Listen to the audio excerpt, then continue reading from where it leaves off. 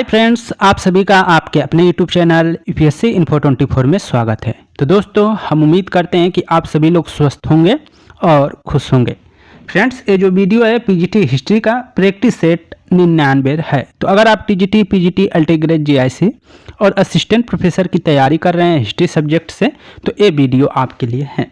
Video के अंत तक बने रहिए। वीडियो पसंद आए तो वीडियो को लाइक और चैनल को जरूर सब्सक्राइब कर दीजिए। तो स्टार्ट करते हैं आज का पहला नंबर क्वेश्चन, जो 101 से शुरू हो रहा है। क्वेश्चन है आपका फ्रेंड्स,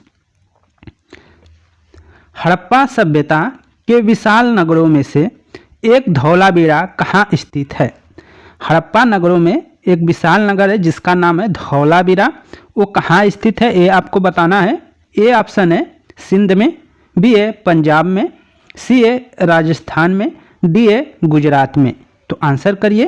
तो इसका जो आंसर है दोस्तों हो जाएगा आपका धौलावीरा आपका किस में है? तो गुजरात। आंसर क्या कर लेंगे? डी सही हो जाएगा। गुजरात आपका आंसर हो जाएगा, गुजरात में है। तो हड़प्पा सभ्यता के विशाल नगरों में से एक जो धौलावीरा है वो कहाँ स्थित है? गुजरात में स्थित है। तो इसको याद रखिएगा। व्याख्या थोड़ा सा देख लेते हैं, कुछ अच्छे तथ्य मिल जाएंगे यहाँ से।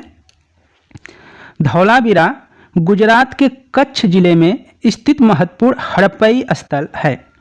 इसकी खोज जो खोज की थी वर्ष 1967 से 68 ईस्वी में जगपति जोशी ने की थी। तो इसकी खोज हुई है 1967-68 में। और किसने की है? तो जगपति जोशी हैं, उन्होंने धौलावीरा की खोज की है। लेकिन इसका विस्तृत उत्खनन जो किया गया है 1990 से लेकर 1991 में रविंद्र सिंह विष्ट ने किया है। दो लोग हैं, पहले खोज किए हैं जगपति जोशी है, लेकिन अच्छी तरीके से जो उसका विस्तृत उत्खनन हुआ तो उत्खनन करने का कार्य किए हैं रविंद्र सिंह विष्ट। तो इसको याद रखिएगा। अन्य महत्वपूर्ण तथ्य धौलावीरा से ही है। धौलावीरा का नगर आयताकार है। धौलावीरा का जो नगर है वो कैसा है? आयताकार है। धौलावीरा का जल प्रबंधन बहुत अद्वितीय है। धौलावीरा का जो जल प्रबंधन है वो क्या है? बहुत ही अद्वितीय है। यह नगर 3 भागों जिसमें किला है, मध्य नगर एवं निचला नगर में क्या है? विभाजित किया गया है। धौलावीरा को 3 भागों में विभाजित किया है, किला, मध्य नगर और निचला नगर में विभाजित किया गया है। धौलावीरा में एक बड़ा उत्कीर्ण लेख संभवतः गिरा हुआ है जिसका साइन बोर्ड मुख्यतः प्रवेश द्वार के पास मिला है। तो ये कुछ इंपॉर्टेंट तथ्य थे। आगे देखते हैं 102 नंबर क्वेश्चन और इसका आंसर जरूर दीजिएगा। क्वेश्चन है आपका, गढ़े हुए पत्थर के सज्जा परत से युक्त किले की विशालकाय प्राचीर एवं पाषाण स्तंभों के अवशेष निम्नलिखित किस स्थल के दुर्ग क्षेत्र से प्राप्त हुए हैं? ए ऑप्शन है धौलावीरा, बी है कालीबंगा, सी है लोथल, डी है मोहनजोदड़ो। तो आंसर क्या हो जाएगा दोस्तों? ए आंसर हो जाएगा इसका सही, धौलावीरा। तो गढ़े हुए पत्थर हैं के सज्जा परत से युक्त किले की विशालकाय, किले की बात किया है अभी हमने बताया था कि पहला जो है किला है, फिर उसके बाद मध्य नगर और निचला नगर के में बटा हुआ है। तो गढ़े हुए पत्थरों के सज्जा परत से जो युक्त हैं किले का विशालकाय प्राचीन एवं जो है प्रासार स्तंभों के अवशेष निम्नलिखित किस स्थल के दुर्ग क्षेत्र से प्राप्त हुए हैं? तो वो है आपके धौलावीरा। धौलावीरा आप आंसर कर लेंगे। आगे देखते हैं इसके व्याख्या को। व्याख्या में देखते हैं, गढ़े हुए पत्थरों के सज्जा परत से युक्त किले की विशालकाय प्राचीर एवं पाषाण स्तंभों के अवशेष धौलावीरा के दुर्ग क्षेत्र से प्राप्त हुए हैं। लोथल से वृत्ताकार चौकोर अग्निवेदिकाएं, 3 युग्मित समाधियां, पूर्ण हाथी दांत इत्यादि के जो साक्ष्य हैं वो क्या हैं? प्राप्त हुए हैं। आगे मोहनजोदड़ो से पुरोहित का आवास मिला है। ये क्वेश्चन इंपॉर्टेंट है कि कहाँ से पुरोहित के आवास मिले हैं? तो वो आवास मिले हैं मोहनजोदड़ो से। तो ये याद रखिएगा। मोहनजोदड़ो से ही विशाला स्नानागार भी मिला है आपका। विशाला स्नानागार और विशाला अन्नागार भी मोहनजोदड़ो से ही मिला है। कांस्य की नग्न महिला मूर्तियाँ जो है वो कहाँ से मिली हैं? तो वो भी मोहनजोदड़ो से मिला है। तो मोहनजोदड़ो बहुत ही इंपॉर्टेंट है और बड़ा नगर भी आता है। आगे चलते हैं 103 नंबर क्वेश्चन है, धौलावीरा के निम्नमत प्रथम चरण का जमाव किस संस्कृति से संबंधित है? धौलावीरा के निम्नतम प्रथम चरण का जमाव किस संस्कृति से संबंधित है? ऑप्शन ए है नव पाषाणिक संस्कृति से, बी है प्राक हड़प्पा ग्रामीण संस्कृति से, सी है आपका विकसित हड़प्पा संस्कृति से, डी है उत्तरवर्ती हड़प्पा संस्कृति से। और ये देखिए जीआईसी प्रवक्ता परीक्षा में पूछा गया क्वेश्चन है। तो 103 का जो आंसर जाएगा वो सी के साथ जाएगा, विकसित हड़प्पा संस्कृति से। धौलावीरा का निम्नतम जो प्रथम चरण का जमाव किस संस्कृति से संबंधित है? तो वो विकसित हड़प्पा संस्कृति से संबंधित है।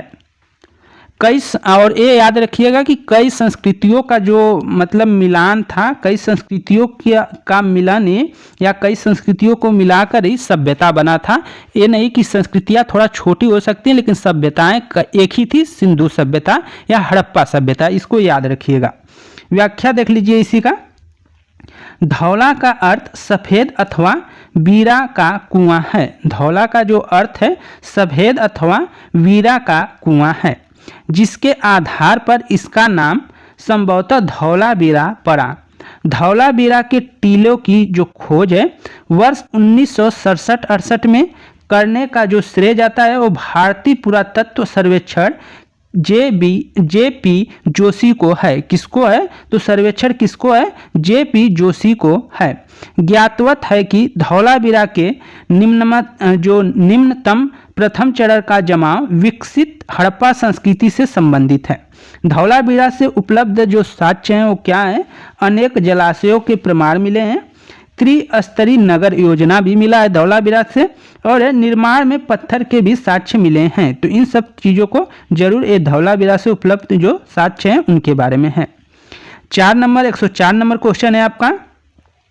निम्न में से कौन सा हड़प्पी नगर 3 भागों में विभाजित है? कौन 3 भागों में विभाजित है? तो हमने अभी देखा था वो कौन है, तो आपका डी हो जाएगा धौलावीरा। इसमें किला है, मध्यम नगर है और इसके बाद निम्नतम नगर है। तो इस तरह बटा हुआ है धौलावीरा। आगे देखते हैं 105 नंबर क्वेश्चन आपका है। हड़प्पा सभ्यता की पहली खगोलीय पर्यवेक्षणशाला निम्नलिखित में से किस प्राचीन भारतीय स्थल पर पाई गई है? चनहूदरो, रूपड़, दायमाबाद, धौलावीरा। तो 105 का आंसर है दोस्तों वो डी सही हो जाएगा, धौलावीरा। तो हड़प्पा सभ्यता का ये जो पहली भी याद रखिएगा, ये क्या है? पहली खगोलीय पर्यवेक्षणशाला जो है निम्नलिखित में से किस प्राचीन भारतीय स्थल पर पाई गई है? तो वो पाई गई है आपके धौलावीरा। तो धौलावीरा को आप नोट कर चलिएगा। इसके व्याख्या को देख लेते हैं हम। डी है इसका आंसर। व्याख्या: वैज्ञानिकों के एक समूह ने गुजरात के कच्छ जिले के धौलावीरा में 2 गोलाकार संरचनाओं की पहचान की है। कितनी गोलाकार? 2 गोलाकार संरचनाओं की पहचान की है जो संभवतः हड़प्पा सभ्यता की पहली खगोलीय पर्यवेक्षणशाला थी। आगे चलते हैं। 106 नंबर क्वेश्चन है आपका, और ये एमपी असिस्टेंट प्रोफेसर परीक्षा 2017 में पूछा गया क्वेश्चन है। और वैसे भी एमपी असिस्टेंट प्रोफेसर का अभी पेपर होने वाला है 28 जनवरी को। तो अगला इसका क्वेश्चन देखते हैं। हड़प्पा संस्कृति स्थल धौलावीरा भारत के किस राज्य में स्थित है? हड़प्पा संस्कृति स्थल धौलावीरा जो है भारत के किस राज्य में स्थित है? राजस्थान, हरियाणा, उत्तर प्रदेश, गुजरात। तो धौलावीरा कहाँ स्थित है? गुजरात। आपका आंसर हो जाएगा डी। हमने ऊपर अभी इसके आंसर को देखा था। व्याख्या देख लेते हैं। हड़प्पा संस्कृति स्थल धौलावीरा भारत के गुजरात राज्य में स्थित है। वर्ष 1967-68 में सर्वप्रथम इसकी खोज जेपी जोशी ने की है। खोज किसने की है? तो जेपी जोशी ने की है। वर्ष 1990 से 91 के दौरान आर.एस. बिष्ट द्वारा व्यापक पैमाने पर उत्खनन कार्य प्रारंभ किया गया। यह नगर जो है आयताकार बना था। इस नगर के 3 भागें जिसमें किला, मध्य नगर और निचला नगर में विभाजित किया गया था। इस नगर को 3 भागों में विभाजित किया गया, किला में, और मध्य नगर और निचला नगर में क्या किया गया था? विभाजित किया गया था। अन्य महत्वपूर्ण तथ्य में धौलावीरा से एक विशाल जलाशय मिला है और यहाँ के निवासी एक उन्नत जल प्रबंधन व्यवस्था से परिचित थे। यहाँ से हड़प्पा लिपि के बड़े आकार के 10 चिन्हों वाला एक लेख मिला है। यहाँ से क्या है, हड़प्पा लिपि के बड़े आकार के 10 चिन्हों वाला एक शिलालेख मिला है, तो इसको याद कर लीजिएगा। 107 नंबर क्वेश्चन है, सैंडो सभ्यता मानव इतिहास के किस काल से संबंधित है? पूर्ण पाषाण काल से, आद्य ऐतिहासिक काल से, नव पाषाण काल से, ऐतिहासिक काल से। तो आंसर आपका बी सही हो जाएगा, आद्य ऐतिहासिक काल से। जिस काल का मतलब विवरण लिखित में उपलब्ध हो लेकिन उसको अभी पढ़ा नहीं गया हो, उसे हम आद्य ऐतिहासिक काल में रखते हैं। तो आंसर आपका बी सही हो जाएगा, आद्य ऐतिहासिक काल। और जिसका लेखन हो, लिपि हो और उसको पढ़ा भी गया हो, वो ऐतिहासिक काल में आ जाता है। व्याख्या देख लीजिए, इसका व्याख्या देखते हैं। सैंडो सभ्यता मानव इतिहास के आद्य ऐतिहासिक काल से संबंधित है। अन्य महत्वपूर्ण तथ्य, वह काल जिसके कोई लिखित साधन उपलब्ध नहीं है, जिसमें मानव जीवन अपेक्षाकृत पूर्णतया सभ्य न था, जो है प्राज्ञ ऐतिहासिक काल कहलाता है।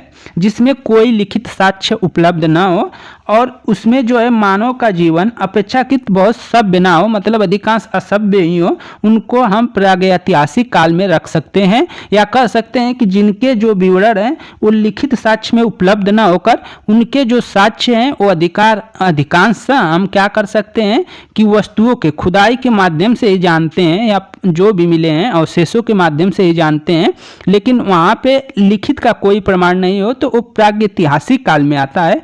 आद्य ऐतिहासिक काल की बात करते हैं तो जिस काल में लिखित साधन उपलब्ध हो, जिसमें मानव सभ्य बन गया था, ऐतिहासिक काल की संज्ञा दी जाती है। जिस काल में क्या है, मानव के पास लिखित साक्ष्य भी हो और वो जिसे पढ़ा भी गया हो, सभ्य बन गया हो, उसे ऐतिहासिक काल कहते हैं। लेकिन जिस काल के लिए लेखन कला के प्रमाण तो हो किंतु वे अभी अपुष्ट हो, मतलब फिर भी उसे पढ़ा नहीं गया उस लिपि को या जो भी है, और उनकी गुण लिपि का अर्थ निकालना कठिन हो, आद्य ऐतिहासिक काल कहलाता है। तो ये थे जो आपके इतिहास हैं। इतिहास को 3 भागों में डिवाइड किया गया है, प्रागैतिहासिक काल, आद्य ऐतिहासिक काल और इतिहास। तो वो याद रखिएगा। आगे चलते हैं 108 नंबर क्वेश्चन।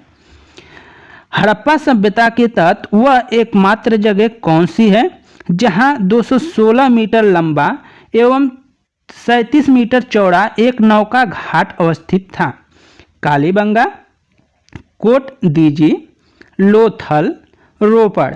तो जैसे ही आता है कि क्या है, एक प्रकार से बंदरगाह कह सकते हैं। तो बंदरगाह का जैसे ही जिक्र आ जाएगा तो आप लोथल कर लेंगे, लोथल आपका आंसर हो जाएगा। तो हड़प्पा का एकमात्र वो कौन सा जगह है जहां 216 मीटर लंबा और 37 मीटर चौड़ा एक नौका घाट का मतलब बंदरगाह से ही हो जा रहा है, जहां पे नौका मतलब लगाया जाए, वहां पे घाट हो नौका लगाने का, वो कौन सा है, जिसको दयवाड़ा ऐसे कुछ बोलते हैं, तो वो आपका आंसर हो जाएगा लोथल आप कर लेंगे। व्याख्या देख लीजिए थोड़ा सा।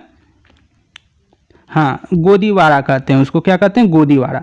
तो लोथल को लघु हड़प्पा अथवा लघु मोहनजोदड़ो भी कहा जाता है। देखिए बहुत अच्छा क्वेश्चन है कि लोथल को लघु हड़प्पा अथवा लघु मोहनजोदड़ो भी कहा जाता है। इसकी खोज वर्ष 1954 में एस.आर. राव ने की थी। इसकी खोज किसने की थी? 1954 में एस.आर. राव ने की थी। लोथल के पूर्वी भाग में एक गोदीवाड़ा, जिसे हम नौका घाट भी कहते हैं, का साक्ष्य मिला है। इस गोदीवाड़ा से के उत्तरी दीवार में 12 मीटर चौड़ा एक प्रवेश द्वार था, जिसे जहाज आते जाते थे। अन्य महत्वपूर्ण तथ्य देख लेते हैं। लोथल से फारस की मुद्रा प्राप्त हुआ है। जैसे लोथल से क्या हुआ, फारस की मुद्रा प्राप्त हुई है, तो ये अनुमान लगाया जाता है कि जो फारस है वहाँ से इनका क्या होता था, व्यापार होता था।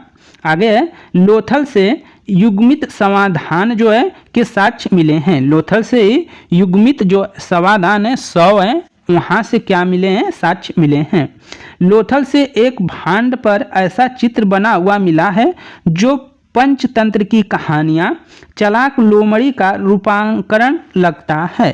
तो पंचतंत्र की कहानियाँ को किसने लिखा है? तो विष्णु शर्मा, याद रखिएगा। आगे चलते हैं। 109 नंबर क्वेश्चन है आपका,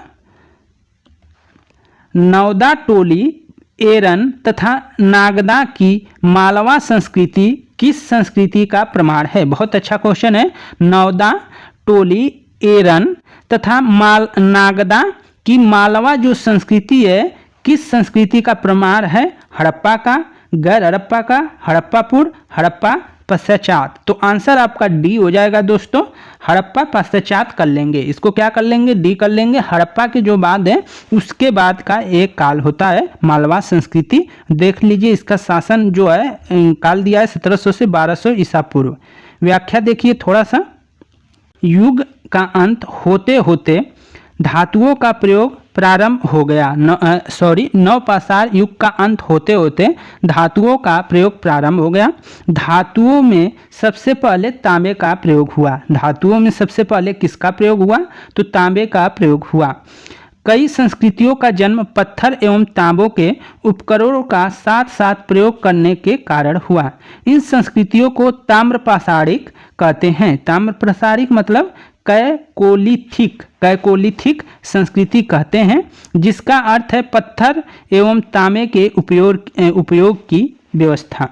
तकनीकी दृष्टि से ताम्रपाषाण अवस्था हड़प्पा की कांस्य युगीन संस्कृति के से पहले की है, पर कालानुक्रम अनुसार भारत में हड़प्पा की कांस्य संस्कृति पहले आती है और अधिकांश ताम्रपाषाण युगीन संस्कृति बाद में।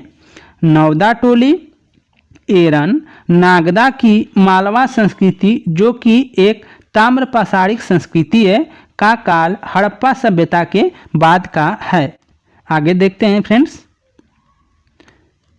110 नंबर, अधोलिखित तांबे की वस्तुओं में कौन दैमाबाद निधि से सम्मिलित है? निधि में सम्मिलित है। अधोलिखित तांबे की जो वस्तुएं हैं में कौन दैमाबाद निधि में सम्मिलित है? तो ऑप्शन ए है कुत्ता और दो बैल के रथ पर सवार खड़ा रथी, बैल, हाथी, गैंडा और दो घोड़ों का रथ, घोड़ा, कुत्ता, हाथी और दो बैलों के रथ पर सवार खड़ा रथी, हाथी, गैंडा, भैंस और दो बैलों के रथ पर सवार खड़ा रथी। तो इसका जो आंसर हो जाएगा 110 का दोस्तों वो ए के साथ जाएगा, कुत्ता और दो बैलों के रथ पर सवार खड़ा रथी। तो आंसर ए कर लेंगे 110 का ए। व्याख्या देख लीजिए थोड़ा सा, दैमाबाद से उत्तर हड़प्पा के बाद के ताम्रपाषाणिक युगीन जीवन यापन के साक्ष्य प्राप्त हुए हैं।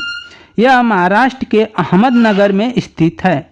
दैमाबाद के घर वर्गाकार, आयताकार व वृत्ताकार होते थे। दैमाबाद से एक कुत्ते, कुबड़ वाला साड़ की मूर्ति तथा रथ चलाते हुए मनुष्य, साड़, गैंडा, हाथी की आकृतियां तांबे के हैं। दैमाबाद के प्रथम कालखंड से बस्तियों के बीच ही समाधान मिले हैं। तो ये थे दोस्तों आपके टोटल 10 क्वेश्चन और उनके व्याख्या। अगर आप में 10 सही किए हैं तो कमेंट कर जरूर बताइए। धन्यवाद साथियों, नमस्कार।